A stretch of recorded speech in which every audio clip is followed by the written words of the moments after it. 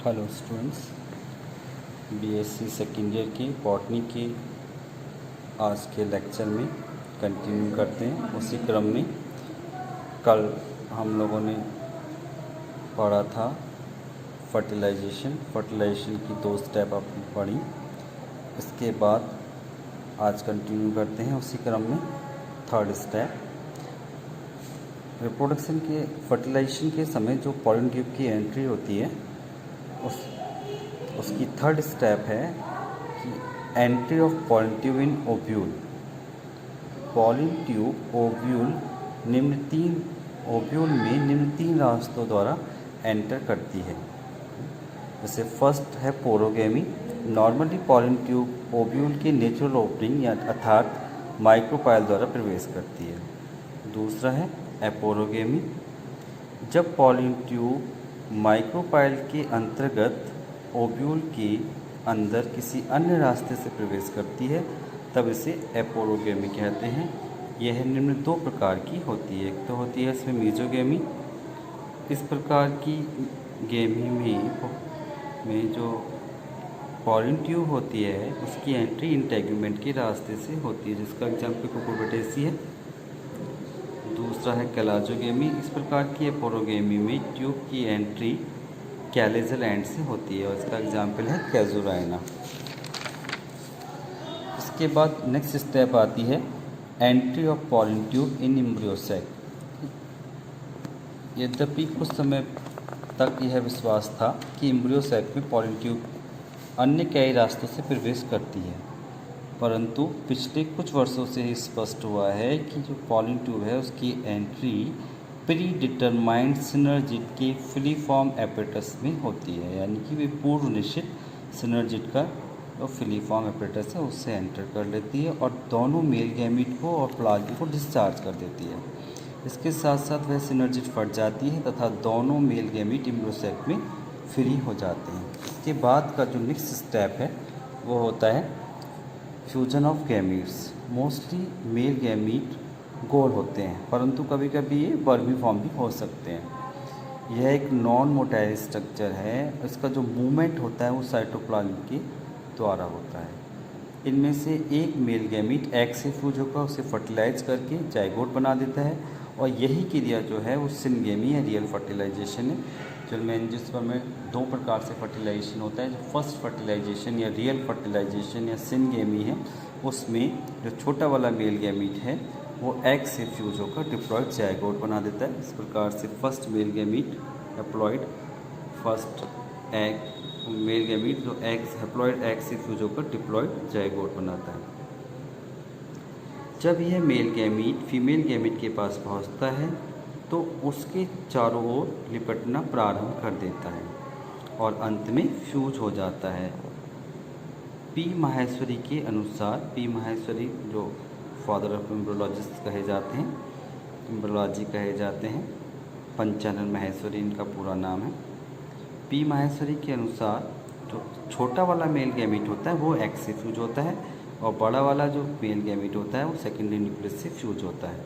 Syngamy के तुरंत बाद बड़ा वाला male gamete primary endosperm secondary nucleus से फ्यूज होकर प्राइमरी एंडोस्पर्म न्यूक्लियस बना लेता है। ये 3N स्ट्रक्चर यानी कि डिप्लॉयड स्ट्रक्चर होता है। इस तरीके से इसको रिप्रेजेंट कर सकते हैं।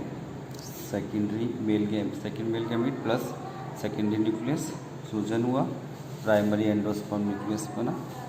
इस प्रकार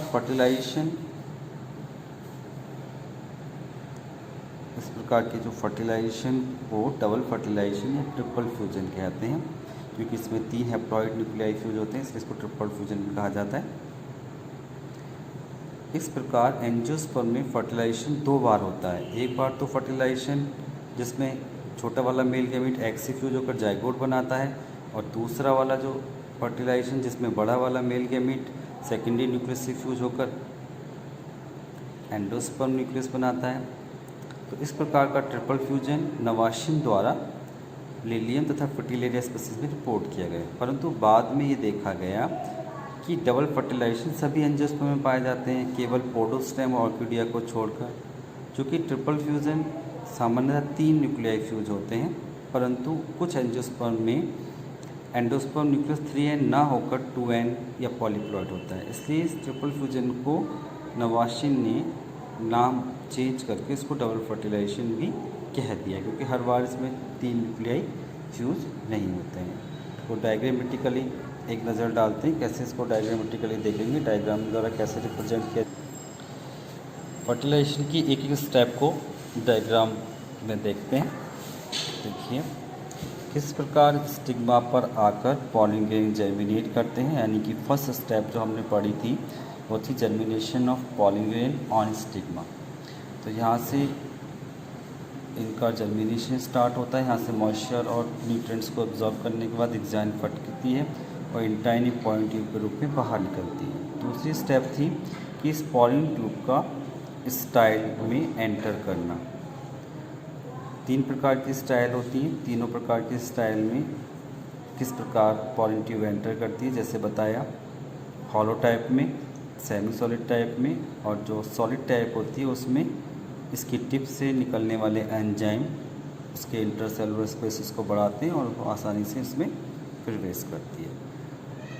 इसके बाद पॉलिन ट्यूब की एंट्री ओवरी में होती है। ओवरी के बाद इस पॉलिन ट्यूब की एंट्री होती है ओव्यूल के अंदर, और ओव्यूल में एंट्री के लिए इसमें 2 रास्ते होते हैं कि ये नेचुरल पोर द्वारा इसके अंदर प्रवेश करती है, जिसे पोरोगेमी कहते हैं, या इंटेगुमेंट के रास्ते से, कैलाजा के रास्ते से ओव्यूल के अंदर प्रवेश करती है। एंडोस्पर्म इंटेगुमेंट के रास्ते से प्रवेश करने में इनको नाम दिया जाता है मेजोगेमी, और कैलाजा के थ्रू प्रवेश करने पर इसको नाम दिया जाता है कैलाजोगेमी। इसके बाद इस पॉलिन ट्यूब की एंट्री होती है एम्ब्रियो सैक में।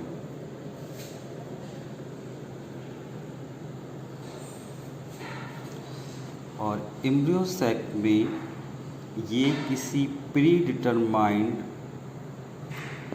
सिनर्जिड के फिलीफॉर्म एपरेटस में बस्ट हो जाती है और अपने दोनों मेल गैमीट और प्लाज्म को डिस्चार्ज कर देती है। एक इसमें मेल गैमीट छोटा होता है, देखिएगा, और एक मेल गैमीट बड़ा होता है।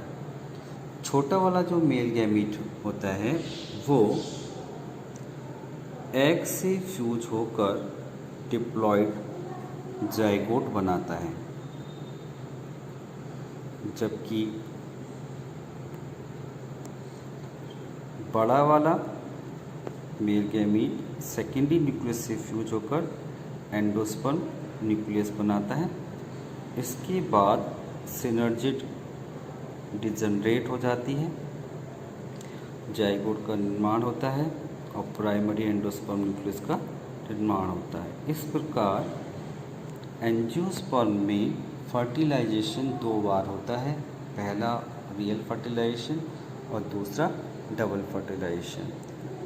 फर्स्ट फर्टिलाइजेशन का जो प्रोडक्ट जाइगोट होता है उससे एम्ब्रियो का निर्माण होता है। सेकंड फर्टिलाइजेशन का जो प्रोडक्ट प्राइमरी एंडोस्पर्म न्यूक्लियस होता है उससे एंडोस्पर्म का निर्माण होता है। कि कुल मिलाकर ये कहा जा सकता है कि जो डबल फर्टिलाइजेशन है उससे एंडोस्पर्म का निर्माण होता है। और इस एंडोस्पर्म का क्या उपयोगिता है, एंडोस्पर्म को कॉमनली को हिंदी भाषा में नाम दिया गया है भ्रूणपोष। जैसा कि नाम से क्लियर है, एक ऐसा टिश्यू जो भ्रूण को पोषण प्रदान करता है, उसे न्यूट्रिशन प्रदान करता है, एंडोस्पर्म कहलाता है। इस प्रकार फर्टिलाइजेशन और डबल फर्टिलाइजेशन में होने वाले स्टेप्स का हमने ये डायग्रामेटिकल रिप्रेजेंटेशन देखा, किस प्रकार क्या चेंजेस इसमें आते हैं। अब बात करते हैं इस डबल फर्टिलाइजेशन की सिग्निफिकेंस की। आखिर एंजियोस्पर्म में इस प्रकार 2 फर्टिलाइजेशन होने का उपयोग क्या है, इसका सिग्निफिकेंस क्या है। तो साइंटिस्ट ब्रिंग तथा कूपर के अनुसार और अन्य एम्ब्रियोलॉजिस्ट हैं जिन्होंने डबल फर्टिलाइजेशन की फेवर में निम्न फैक्ट रिपोर्ट किए। उनके अनुसार कि डबल फर्टिलाइजेशन इस प्रकार से इम्पॉर्टेंट है।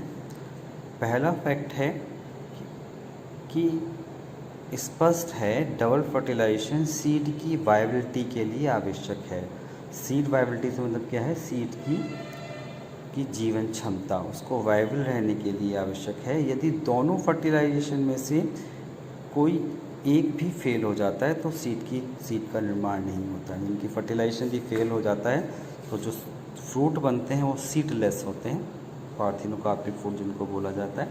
तो एक सही सीड, एक एक्चुअल सीड बनने के लिए डबल फर्टिलाइजेशन का होना आवश्यक है, जिससे सीड वायबल रहे और अपने नेक्स्ट प्रोजेनी को दे पाए।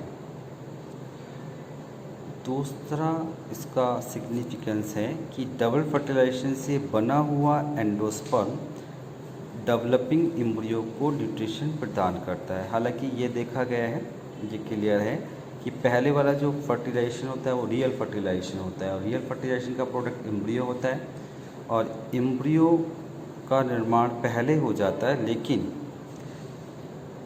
जबकि एंडोस्पर्म का जो सेकंड फर्टिलाइजेशन होता है बाद में होता है, एंडोस्पर्म का निर्माण बाद में होता है। लेकिन इस डेवलपिंग एम्ब्रियो के लिए एंडोस्पर्म का होना आवश्यक है, इसलिए पहले एंडोस्पर्म का निर्माण होता है, डेवलपमेंट होता है, जिससे जब एंडोस्पर्म डेवलप हो जाता है उसके बाद एम्ब्रियो का निर्माण होता है, क्योंकि एम्ब्रियो को डेवलप होने के लिए एंडोस्पर्म की आवश्यकता है और एंडोस्पर्म को कंज्यूम करके ही कोई भी एम्ब्रियो डेवलप हो सकता है।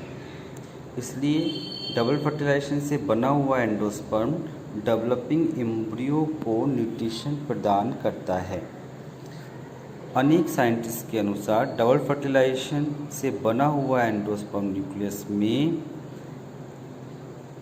जो गुणसूत्र होते हैं पेरेंटल क्रोमोसोम होते हैं, जिसके कारण एंडोस्पर्म में अधिक हाइब्रिड विगर पाया जाता है, यानी कि वो क्वालिटी और क्वांटिटी में बेस्ट होता है।